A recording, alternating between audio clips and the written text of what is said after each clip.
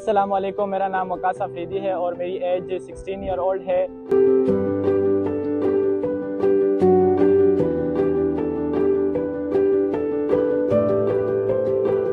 और मैं शेरपाव कॉलोनी से ताल्लुक़ रखता हूँ और मैं एक क्रिकेट एकेडमी से खेलता हूँ और लेफ़्ट हैंड बैट्समैन हूँ।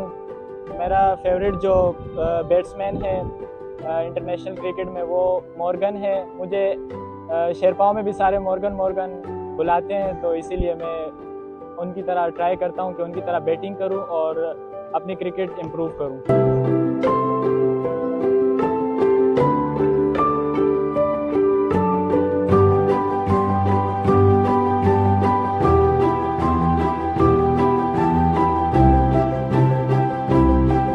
और मैं अज़हर खान नियाज़ी का बहुत शुक्रगुज़ार हूँ जिन्होंने हमारे इलाके शेरपाव में इस तरह एकेडमी खोली है, जो कि पीछे आप देख सकते हैं प्रैक्टिस हो रही है और कोचेज़ मुकम्मल कोचेज़ हैं और जितना शुक्रगुज़ार हूँ वो कम है।